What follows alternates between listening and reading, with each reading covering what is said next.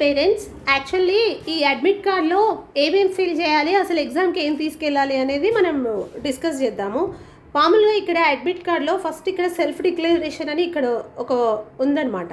ఇక్కడ ఏంటంటే first student నేమ్తో పాటు సన్ ఆఫ్ అయితే సన్ ఆఫ్, డాటర్ ఆఫ్ అయితే డాటర్ ఆఫ్ అయ్యి ఫాదర్ నేమ్ మెన్షన్ చేయండి. రెసిడెంట్ మీరు తెలంగాణ, ఆంధ్రప్రదేశ్ అది మీరు మెన్షన్ చేయాలి. After that before going to exam only ఇక్కడ స్టూడెంట్ ఫోటోని ఫిక్స్ చేయాలి. అండ్ నెక్స్ట్ ఇక్కడ లెఫ్ట్ హ్యాండ్ థంబ్ ఇంప్రెషన్ పెట్టాలి కంపల్సరీ. అండ్ పేరెంట్ సిగ్నేచర్ కూడా ఇక్కడ పెట్టాలి.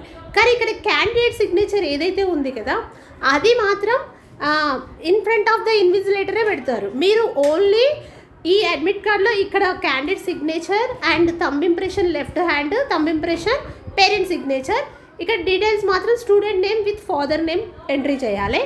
ఇంకొకటి ఇంపార్టెంట్ ఏంటి అంటే ఇక్కడ మనకి 12th ఇన్స్ట్రక్షన్ చూసుకుంటే ఇక్కడ ఏమన్నారు, మనం ఎగ్జామినేషన్ సెంటర్లోకి తీసుకెళ్ళడానికి పర్సనల్ ట్రాన్స్పరెంట్ వాటర్ బాటిలే అండ్ బాల్ పాయింట్ పెన్, మీకు 3 ball point pens same colour తీసుకెళ్ళండి. ఎవ్రీ టైం మేము చెప్తూనే ఉన్నాం, ఏ ఎగ్జామ్కైనా సేమ్ కలర్ ఇవ్వండి. అడ్మిట్ కార్డ్ ఒకటి, ఒరిజినల్ ఐడి ప్రూఫ్ ఏదైనా ఆధార్ కార్డ్ తీసుకెళ్ళాలి. ఇవి బిఫోర్ ఎగ్జామ్ మీరు చేయాల్సిన ఇన్స్ట్రక్షన్స్లో ఉన్న మెయిన్ ఇంపార్టెంట్ అండి.